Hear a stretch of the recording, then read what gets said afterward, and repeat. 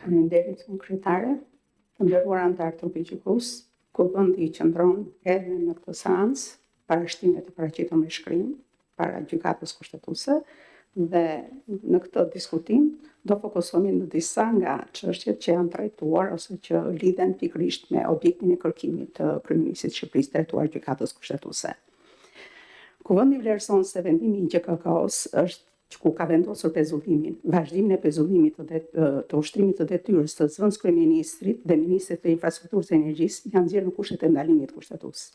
Në 103.3 parashikon se anëtarët e Këshillit të Ministrave gëzojnë imunitetin e deputetit. Këtë barazim të imunitetit të anëtarit të Këshillit të Ministrave me deputetin e gjejmë të parashikuar që në ligjin numër 7491 datë 29/4/1991 dispozitat kryesore kushtetuese. Pikërisht në linjë 22 është parashikuar, deputeti Kuvendit Popullor gëzon imunitet. Deputeti nuk mund të pengohet në ushtrimin e detyrave të tij, si dhe në sigurimin e të dhënave që nuk përbëjnë sekret shtetror. Deputeti nuk mund kontrollohet, të ndalohet, të arrestohet ose të ndiqet penalisht pa pëlqimin e Kuvendit Popullor. Dhe në linjë 41 të po këtyre dispozitave kushtetuese parashikohet se anëtari i Këshillit të Ministrave përgjigjet penalisht për shkeljet e këtij ligji, si dhe të ligjeve të tjera në lidhje me ushtrimin e funksionit të tyre. Ndjeka penale bëhet me miratim të Kuvendit Popullor. Këto garanci i gjejmë të elaboruara edhe në Kushtetutën e Republikës së Shqipërisë, në nenin 73.2, në nenin 103.4 të saj dhe në gjithë frymën dhe përmbajtjen e dispozitave kushtetuese që përcaktojnë pikërisht mënyrën e emërimit dhe funksionimit të organeve kushtetuese, duke përfshirë Këshillin e Ministrave. Në pikën 3, në nenin 103 të Kushtetutës është një dispozit themelore që garanton funksionimin e pavarur dhe efektiv të pushtetit ekzekutiv. Kur kushtetuesi vendosi që anëtarët e Këshillit të Ministrave të gëzojnë imunitetin e deputetit, ai krijoi një barazi të plotë juridike ndërmjet këtyre dy kategorive të funksioneve kushtetues.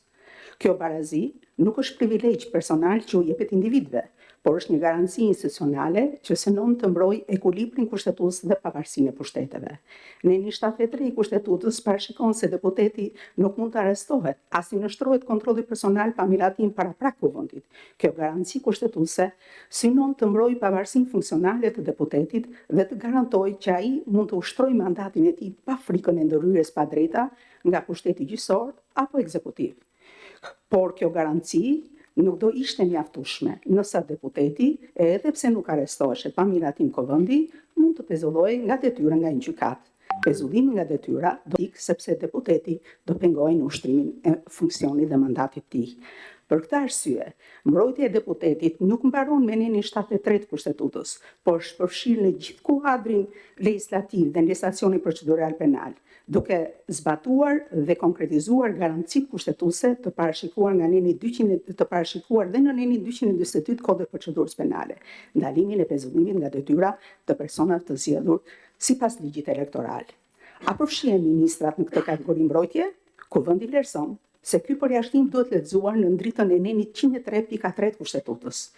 Edhe pse formula personat e zgjedhur sipas ligjit elektoral në kuptimin e vet literal përfshin drejt për drejt deputetët, kryetarët e bashkive dhe anëtarët e këshillave bashkiak, aplikimi kushtetues i këtij neni kërkon që në këtë kategori të përfshihen dhe anëtarët e Këshillit të Ministrave për shkak të analogjisë që ka vendosur vetë Kushtetuta. Logjika juridike është e qartë. Deputeti përfaqëson vullnetin e popullit dhe ushtron një mandat i cili është dhënë nga zgjedhësit. Pezullimi i tij nga detyra do të përbënte një ndërhyrje në këtë mandat, do të cënonte pavarësinë e pushtetit legjislativ. E njëjta logjik zbatohet edhe për ministrin. Neni 98 i Kushtetutës parashikon që dekreti i emërimit të ministrit shqyrtohet brenda 10 ditëve nga kuvendi. Ky shqyrtim nga kuvendi krijon lidhjen kushtetuese ndërmjet vullnetit popullor dhe përbërjes të Këshillit të Ministrave. Prandaj, ndonë se ministri nuk zgjidhet drejt për drejt nga populli. Ai merr legitimitetin e tij nga kuvendi, i cili është i vetë organi i zgjedhur drejt për drejt. Pika 1 e nenit 98 Kushtetutës parashikon se kryeministri emërohet nga presidenti me propozim të partisë ose koalicionit që ka shumicën e vendeve në kuvend, ndërsa neni 97 parashikon se kryeministri paraqet për miratim në kuvend programi politik dhe përbërjen e Këshillit të Ministrave, e cila miratohet nga kuvendi. Kjo procedurë kushtetuese tregon qartë se ministrat, ndonë se nuk zgjidhen drejt për drejt, përfitojnë legitimitetin e tyre nga kuvendi dhe në kuptim kanë një natyrë të ngjashme të personave të zgjedhur. Kur kushtetutë bërësi ka vendosur që ministrat të gëzojnë imunitetin e deputetit. Ai ka synuar të sigurojë një mbrojtje të barabartë institucionale midis dy organeve të pushtetit legislativ dhe atij ekzekutiv. Edhe jurisprudenca e gjykatës kushtetuese e ka njohur këtë mbrojtje të barabartë institucionale midis dy organeve, duke shtrirë zbatimin e saj dhe për ministra jo deputet. Gjykata kushtetuese me vendimin nr. 38 datë 23/6/2000 ka përcaktuar se imunitetin e deputetit e gëzon dhe një ministër që nuk është deputet. Kjo mbrojtje nuk ufilzohet vetëm me garancitë e shprehura në Ninin 73, por përfshin të gjitha garancitë kushtetuese dhe procedurale që sistemi juridik i njeh deputetit, duke përfshirë dhe ato që rrjedhin nga legislacioni procedural penal. Ekzistojnë arsye të forta juridike dhe logjike se përse Kushtetutë Bërësi ka vendosur që ministrat të gëzojnë imunitetin e deputetit. Së pari, deputetët dhe ministrat janë dy funksionarë të lartë kushtetues të pushtetit legislativ dhe ekzekutiv. Të dy këta funksionarë mbatin përgjegjësi kushtetuese në ushtrimin e funksioneve të tyre. Deputeti kontribon në shqyrtimin dhe miratimin e ligjeve dhe në kontrollin ekzekutivit. Ministri zbaton ligjin dhe drejton politikat publike në fushën e tij të përgjegjësisë. Këto dy funksione janë thelbësore për funksionimin e shtetit dhe për realizimin e programit politik që populli ka zgjedhur nëpërmjet procesit elektoral.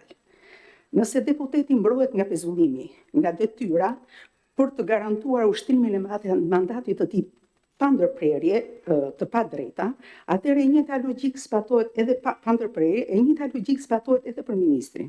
Pezullimi i ministrit nga detyra do të cënonte veprimtarinë e ekzekutimit në një fushë të tërë përgjegjësie shtetërore. Do të çonte në pengimin e zbatimit të programit të qeverisë që populli ka votuar dhe që do të krijonte një vakum institucional që do të dëmtonte interesin publik. Imuniteti nuk është privilegj personal që kushtetuesi i ka dhënë këtyre funksionarëve për interes individual. Imuniteti është një garanci institucionale që synon të mbrojë pavarësinë dhe funksionimin normal të organeve kushtetuese. Pezullimi i një ministri nga detyra nga ana e një gjykate nuk prek vetëm individin që ushtron atë detyrë, por vetë Këshilli i Ministrave si organ kolegjial kushtetues.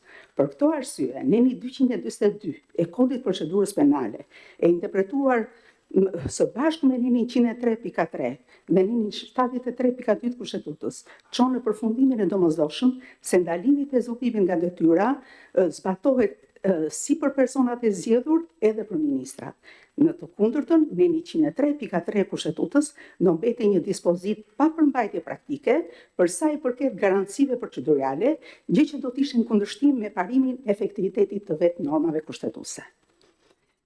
Vendimi i gjykatës kushtetuese për të pezulluar një antar të Këshillit të Ministrave, pa u mbështetur në asnjë dispozitë kushtetuese që ia jep këtë kompetencë, krijon një situatë ku pushteti gjyqësor ndryn në pushtetin ekzekutiv. Kjo ndryrje është substanca e konfliktit të kompetencave, jo thjesht një mosmarrëveshje akademike mbi interpretimin e normave. Në vlerësimin e kuvendit, ky vendim cëndon parimin e ndarjes dhe barasimit pushteteve të sankcionuar në Ninin 7 të Kushtetutës në disa dimensione. Nga perspektiva e pushtetit legislativ, ndërhyra gjyqësore në përbërjen e Këshillit të Ministrave që kuvendi ka miratuar përbën një cënim të drejtpërdrejtë kompetencave kushtetuese. Kuvendi ka ushtruar rolin e tij kushtetues të dhënies së votobesimit, duke vlerësuar programin dhe përbërjen e qeverisë të propozuar nga kryeministri dhe të emëruar nga presidenti. Ky proces kushtetues, që përfshin 3 organe të larta të shtetit, nuk mund të anashkalohet, ose të pezullohet me një vendim gjyqësor që nuk mbështetet në asnjë dispozitë kushtetuese dhe që jep pushtetit gjyqësor kompetencë të ndryshme në këtë proces.